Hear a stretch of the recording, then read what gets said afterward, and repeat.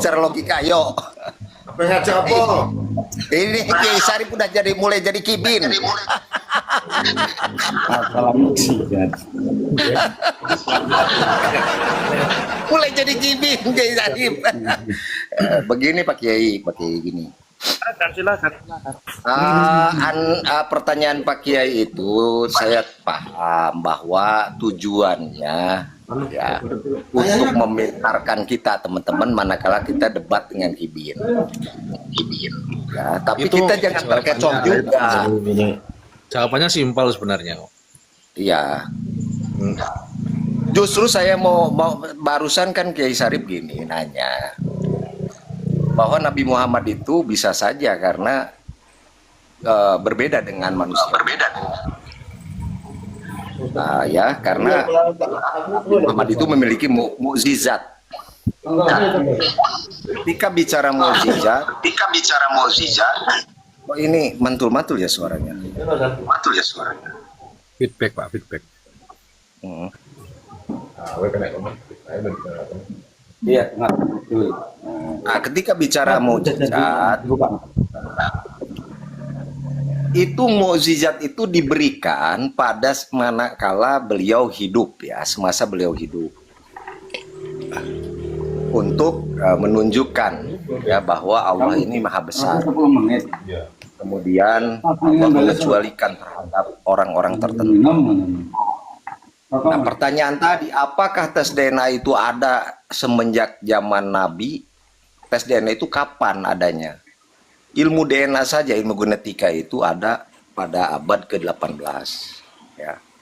Tahun 1800-an. Metode DNA. Justru kita jangan terkecoh, teman-teman. DNA ini kan tidak bisa mengisbat nasab. Gitu kan, tidak bisa mengisbat nasab. Nah, dari mana tadi Pak Kiai mengatakan bahwa ternyata Nabi Muhammad itu haplogrupnya G katanya, bukan J.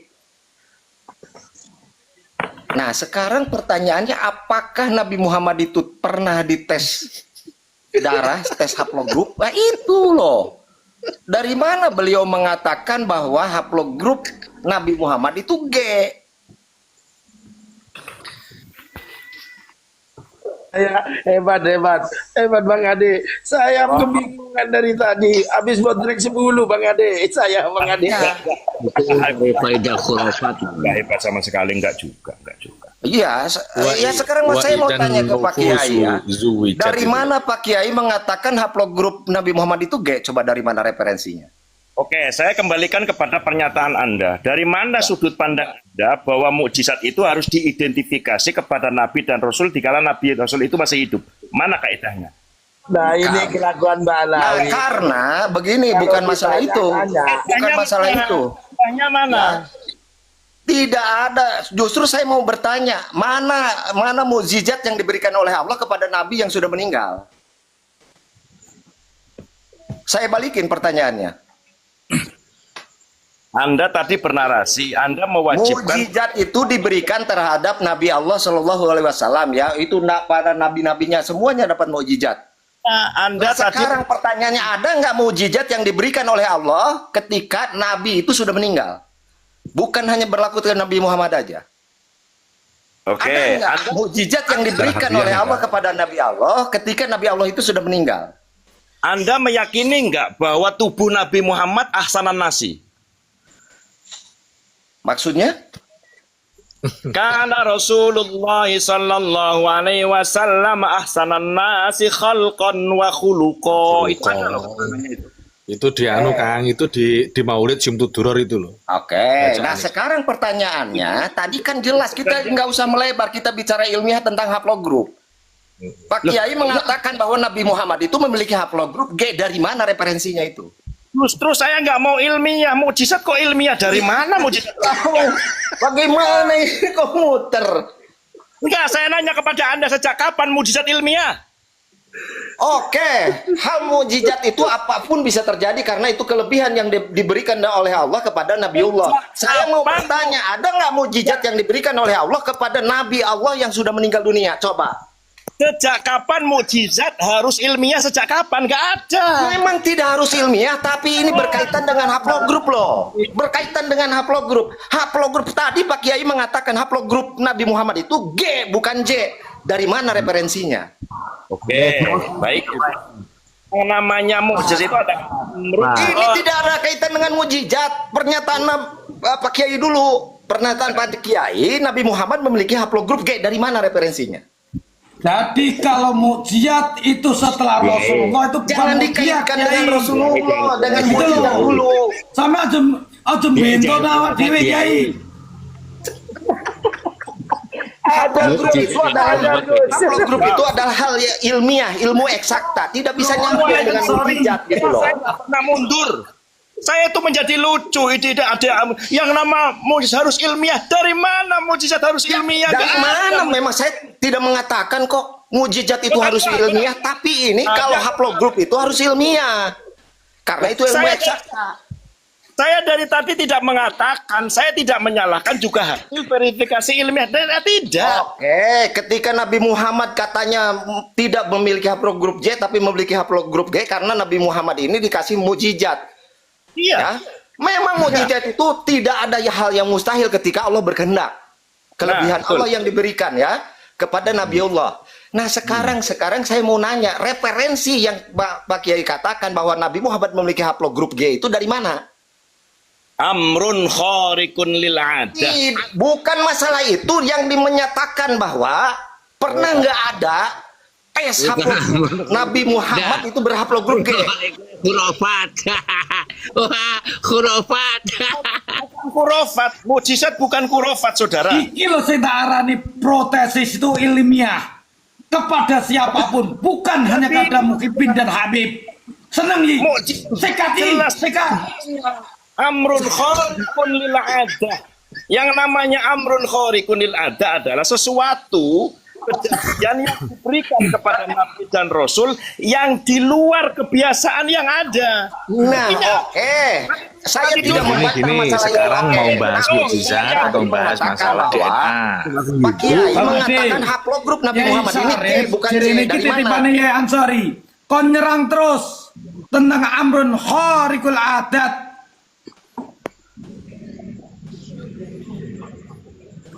Anda itu diminta jawaban tapi potong-potong. Anda itu mukimat tolol. Anda. Tolol. Pakai potong mukimat tolol Anda. Kena batunya Kisarim, kena batunya sekarang. Anda itu mukimat tolol. Mau S1 nggak mundur. Kalau tiba-tiba Kirim dulu. kemudian Saya mau menjelaskan secara terperinci, jangan dipotong dulu. Dasar mukimat tolol kalian itu. Oh, Dewe. Paham Anda. Oh, Dewe. Kok serangan mangkene? kalau tiba-tiba kemudian Nabi itu haplogrupnya G ya toh, itu dibilang khorekul ada. Nah ini masalah ini khorekul ada apa khurafat kan begitu. Masalah mau Kon tidak nyerang dengerin. ya, sorry. Kon nyerang. Ya Sarip. Oh, kon ngomong terus itu nang khariqul adat kuwi. Kabeh dikerjai Kiai Sarip gede gelem manut kabeh. Amrun khariqun lil adat dipahami dulu Anda Islam anyaran kok maca kitab ora iso kok ngandani Nah, ayo wes mukjizat. to. Sampean ngomong sakarepe sampean, sak umere sampean terserah. Tapi aja sesat menyesatkan sampean. Tak Apa sing sikat menyang sampean carane ngono. Cara mukjizat. Aku yang ora urus.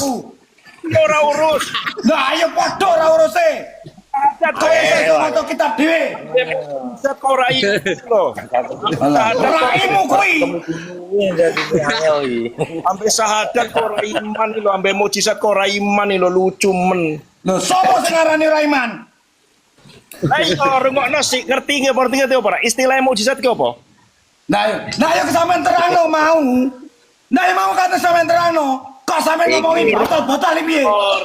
Ngomong kayak ngono. No, sampean aku ora urus karo sampean statuse. Amrun khariqun lil adah. Pahami ora? Iso maca Arab Aku ki ngomong menyampaikan kepada sampean, sampean dikon ngomong tentang khariqul adat. Ngono lho. Lah iku kali padha motong-motong kabeh Ayo jancuk. ngomong sampe saiki. Ora salah botol-botol Mukimat. Sherlock. Loh, Sherlock iki. Sherlock. Pengen numpak kapal mabur Spur. Iki Pak. Ora penting. Ora Sherlock, pokoknya Sherlock. Apa Bang ane? Ade, Tak Bang Ade sing tukeran bodoh kiai ini. Peluru. Kiai Bang Ade. Sherlock.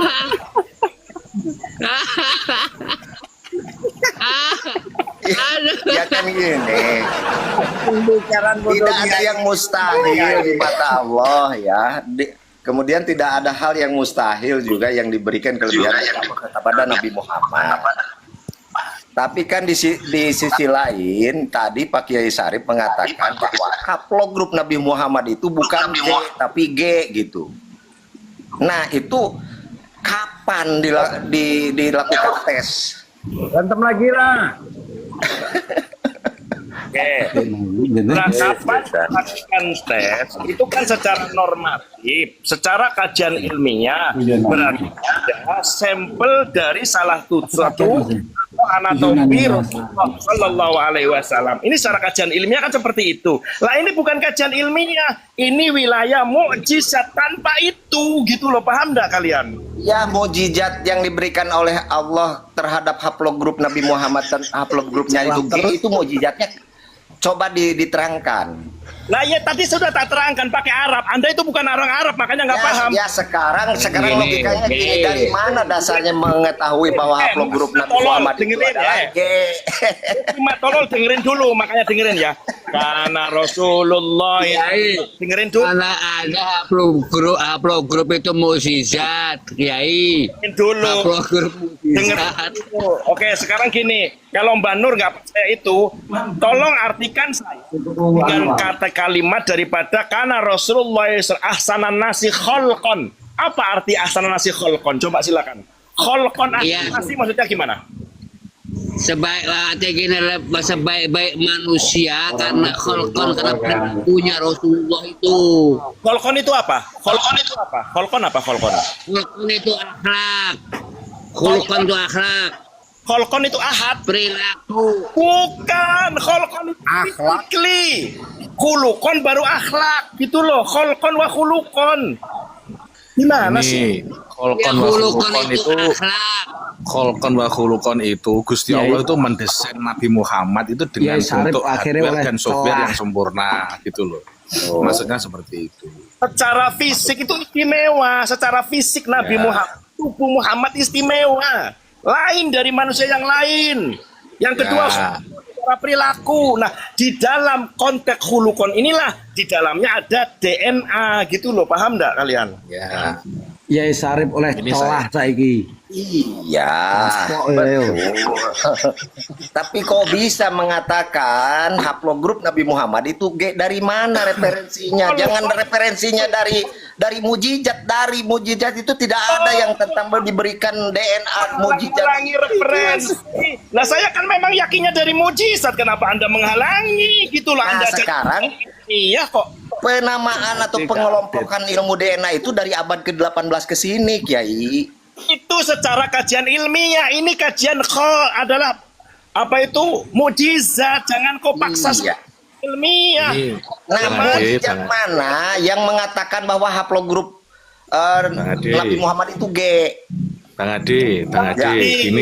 gini Bang Ade ya. Selama ini Mukibin dan Mbak Alwi itu diajak ngomong dengan kajian ilmiah kan enggak nyambung. Nah, Terus ngeles terus. Akhirnya dia bereferensi hanya kholkon wa khulukon saja. Gitu loh. Hanya mukjizat jadi gitu loh. Makanya seakan-akan dia itu menafikan segala sesuatu itu yang bersifat dinilai atau ilmiahnya itu tidak dipakai sama dia. ilmiah. Cuma ketika ilmiah nggak mau, dia nggak menawarkan. Loh, oke, kalau ilmiah nggak mau lewat apa? Tak kasih solusi lewat kajian mukjizat. Gitu loh Mukimat tolol. Zat.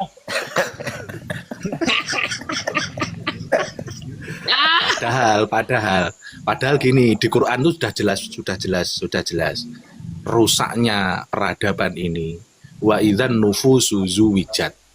Ketika bangsa-bangsa, suku-suku, nafas-nafas itu yang menghuni suatu daerah itu bercampur dengan nafas-nafas yang lain. Ya, itu secara globalnya seperti itu. Jadi itu menjadi tanda awal tanda awal starting up-nya kiamat gitu. Ya. Sebentar. Pantun Jawi ini. Kang Ade katanya ini Kiai Syarif ajak mubahalah Kiai dengan saya. Ayo. On cam, ambil Quran on cam. Mubahalah dengan saya. On cam. Pantun Jawi gini, Pantun Jawi. Katanya Ki Syarif tadi kholqon wa khuluqon itu beda daripada yang lain. Kok Ki Syarif ini menyamakan Nabi itu sama dengan Ba'lawi, G sama. Itu kan berbeda, bertentangan. Ini yang paham Pak Kubumi tapi sok paham. Makanya dengerin narasi saya utuh. Mungkin matolol. Ini dengerin ya, semuanya mute dulu. Kalau nggak mute males aku mukimatolol. Ini ya. Alwi sudah dites DNA secara kajian keilmuan, oke? Lewat family tree dan 180 haplonya G. Paham? Dan mereka memaksa bahwa Ba'lawi itu adalah dari tinjauan manapun mereka memaksa menjadi zuriyah Nabi Muhammad SAW. Namun secara kajian keilmiah hasil haplo mereka tertolak. Apa sebab?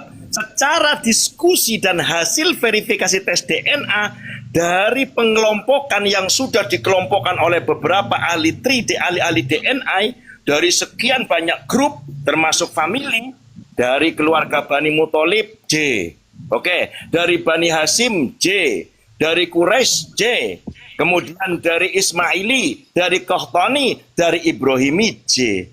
Lalu kenapa kok yang Arab-Arab C, sementara kami Ba'lawi G? Maka idealnya secara kajian ilmiah, kalau kepengin secara haplo Ba'lawi itu G, berarti leluhurnya wajib G. Maka apa? Oleh karena itu Nabi Muhammad SAW haplonya sama dengan Ba'lawi. Lalu ditanya, apa menentukan haplo Nabi dengan tes DNA? Apakah digali kuburannya? Enggak perlu. Apakah diampel sampelnya? Enggak perlu. Lalu lewat apa? Bukan kajian ilmiah, tetapi lewat perspektif. Mukjizat. Gitu loh, tolol, mukimatolol. Mereka itu mau dalam keadaan apapun memaksa diri untuk menggikan DNA Kanjeng Nabi. Dipaksa gitu. dipaksa deh. Nah, kan yang memegang kunci mukjizat sama karomah kan Fakih Muqaddam. Satu, yang kedua ya, referensi lain ya, yang sehingga kalau ini disepakati, sekali lagi kalau ini disepakati, maka yang sudah diisbat di nakoba manapun, mau Jordan, mau Mesir, mau Iran, mau Irak, ya hancur semua. Sani Husaini kalau haplonya bukan G, maka mereka rungkat bukan zuriyah Nabi Muhammad SAW secara haplo. Secara haplo, apalagi didukung oleh data yang di kitab Bughiyah bahwa yang namanya Ali Ba'lawi afdalu ahlil bait, sehingga semua siapapun dari klan manapun, marga manapun yang mau diaku sebagai Nabi lewat pintu Ba'lawi. Begitu loh mukimatolol. Bang Ade, ada bodrek sana. Ada. Bodrek. Sabar Gus Naim. Dingin nih. Ya Syarif saiki oleh celah. Maka nih dia menggunakan celah itu untuk nyikat-nyikat sampean ning gresik-gresik sampean. Maksudnya kuwi yo sakjane iku bener. Kanggo referensine dekne ketika bantahan karo kabeh kuwi mengenai mukjizat sing tes DNA ki mau. Ngono lho. Dia menerima masukan-masukan. Nah, tapi sayang Bang Ade Irawan orang dasar kita gak iso Gak asline nah iki wong Jawa Timur wae. Ya Sarip memang dancoan ngono ora apa-apa. Ngono lho. Tapi yang benar Gus. Bener Gus. Bener itu Gus. Cancuan itu Gus. Ya tapi ora tetep apa-apa. Itu kanggo pengetahuan kita sebenarnya gitu loh. Gus, Artinya Gus, apa? jangan pernah sepakat, Gus. Jangan pernah Apapun sepakat. ben ketika- sampean gian kita termasuk aku dhewe iki ngerti. Jawaban ketika itu diuraikan itu kita bisa menjawab. Iya. Penting itu. Kenapa? Ini ilmu Oke, yang itu harus sisi tidak antisipasi boleh didasari dengan dengan emosi. argumentasinya itu. Mau nak kaya ki mau ki maca. Ya tapi yo ngapurane. Nah kurang adab tapi aku ngerti carane sampean seperti itu ya tak ladeni kaya ngono iki. Opo mengamu Sherlock ya Sherlock, kok datang minta maaf nggak perlu. Sampean muni Sherlock. Mau sampean rene iki bolak-balik kon Sherlock. Tantene kuburan. Ojo macam-macam bojomu wong Tegal, Des. Bojomu wong Tegal ojo macam-macam kowe. Or apa?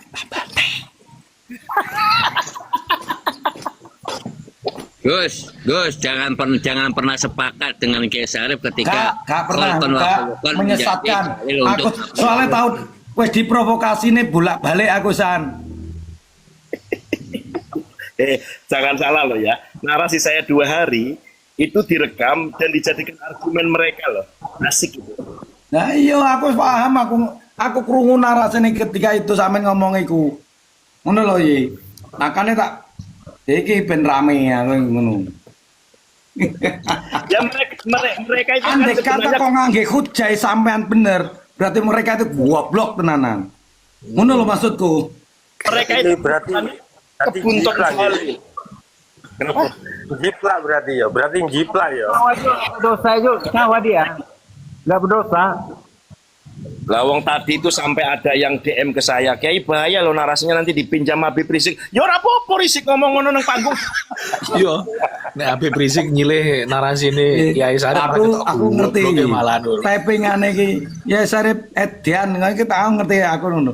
Lah iki ben engko ketika itu benar-benar di antara kita tidak bisa menjawab apa yang sampean ceritakan itu pasti akan dapat menjadi hujah mereka. Sekarang Dan itu gini, akan Gus, menang kita. sekarang gini. Ya, timbang bahas fikih portable. Fikih terkobel itu basul masail yang sudah 20 tahun yang lalu. Yang lebih asik ini perspektif DNA dari jalur mukjizat. Gitu loh. Anu ya jenengan ngarang kitabe bentuk mukhtasar apa piye ngonten mungkin disodorkan. Sabar Nggonong sama tolol-tolol. ora usah nguruki aku. Kori wae gurune aku. Meneng sampean meneng. Aku mang kula ndek wau ki meh bahas kuwi. Berarti salah satu jasa almarhum Tengku Qori iki ya ini salah satunya. Ya, cuma satu ya, yang lupa dilakukan Kori, artinya ketika dia mau ngarang buku, mestinya jangan di-up dulu, jangan di-publish dulu. Gue Korek. karena gue Kita omah. sah dulu. Kan semua. Satu itu. Yang kedua, setiap orang dihina, dicaci maki, direndahkan, repot itu, nggak boleh seperti itu.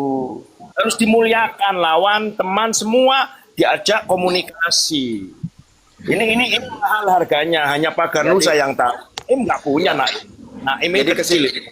Jadi kesimpulannya gini. Nggak boleh disimpulkan. Saya nggak mau Jangan menyimpulkan. disimpulkan dulu. Ya, Jangan simpulkan. kesimpulannya perspektif dari DNA, ya, dari sisi DNA ya.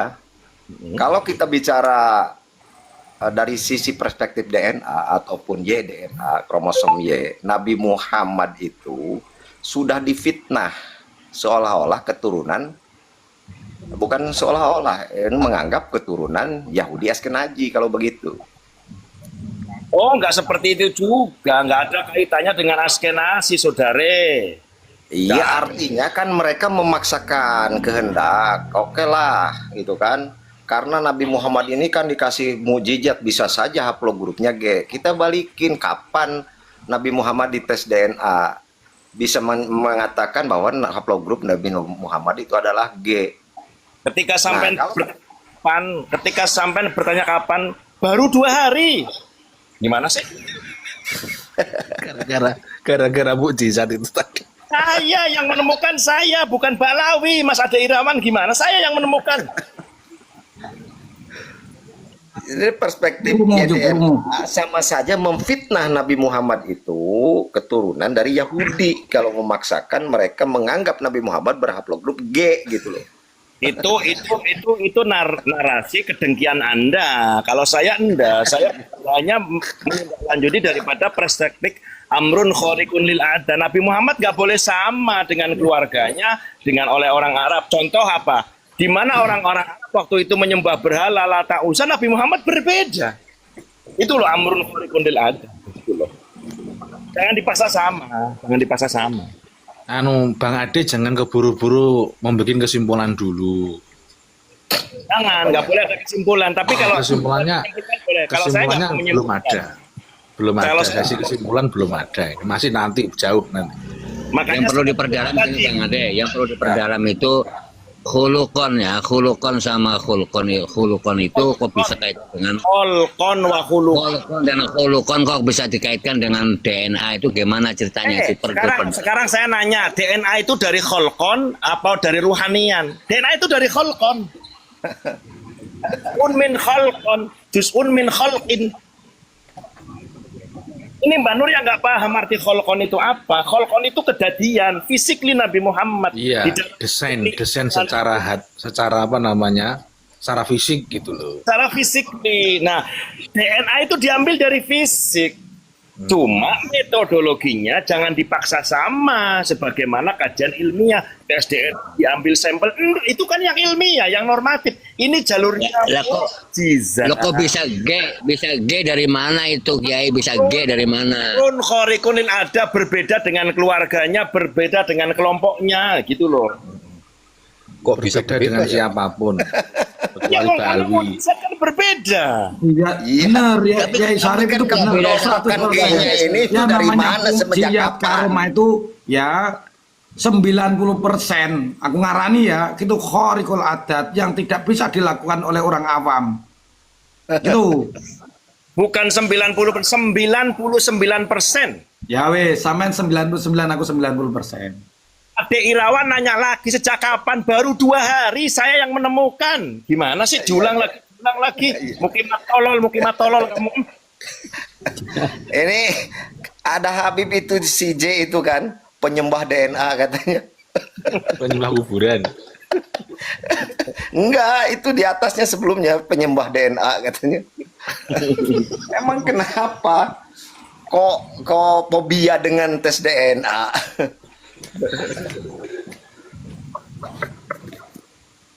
Jadi perspektif ilmiah itu sudah tidak berlaku bagi mereka. Makanya kita itu kalau berdebat dengan mereka itu jangan pakai perspektif ilmiah gitu loh.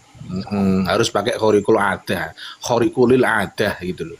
Itu malah enak kita. Jadi berbincang-bincang tolol gitu kita sama mereka gitu loh. Ya. Lah jangan dibikin kesimpulan dulu sebelum ini di apa namanya? Dimplok sama mereka. Itu loh, jangan bikin kesimpulan dulu sebelum narasi Dekomal ini dimplok sama mereka. Kalau narasi ini sudah dimplok sama mereka, sudah dikonsumsi mendarah daging, baru kita bikin kesimpulan. Dan tanpa kita menyimpulkan sendiri, sudah muncul kesimpulan aslinya gitu loh.